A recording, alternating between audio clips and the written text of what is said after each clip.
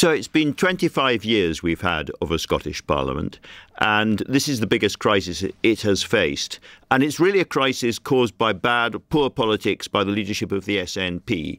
And that is producing calls right across the UK, people saying, right, that shows that devolution, Scottish Parliament, Welsh Parliament, it doesn't work, it's no good, it should be repealed, that we should go back to a single state.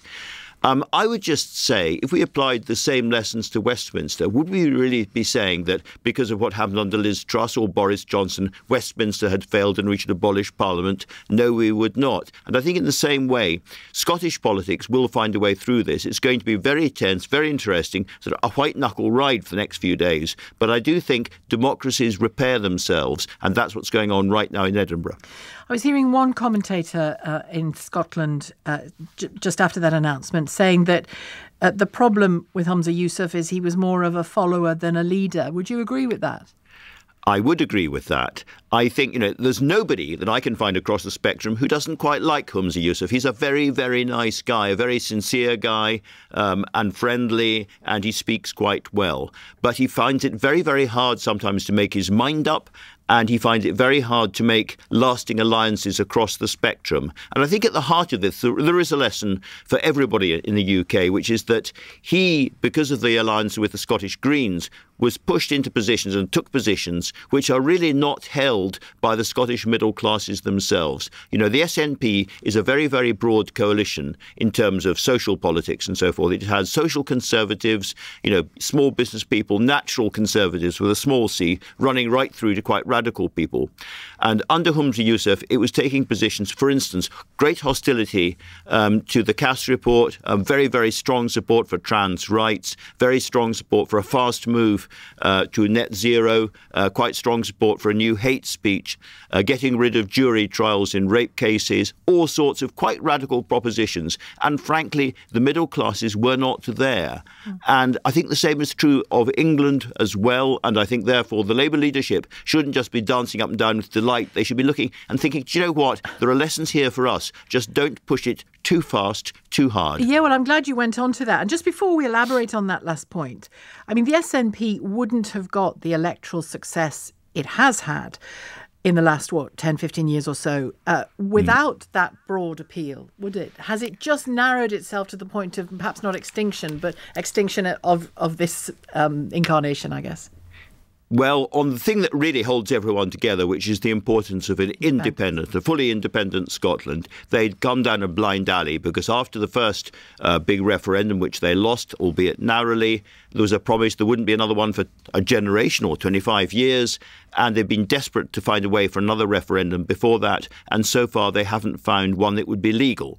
And that's kind of put the independence argument to one side slightly. And so all these other issues about the transition to net zero, about fishing, about the treatment of rural Scotland and all sorts, about Scottish education, which is in a terrible state at the moment, all of that came to the fore, and that hasn't been good for them. And they now have to find, in short order, a new leader. And that is also going to be very, very hard. I'll be joined by one of the contenders, I should say, Stephen Flynn, who's the Westminster leader, very, very highly respected, at 6 o'clock.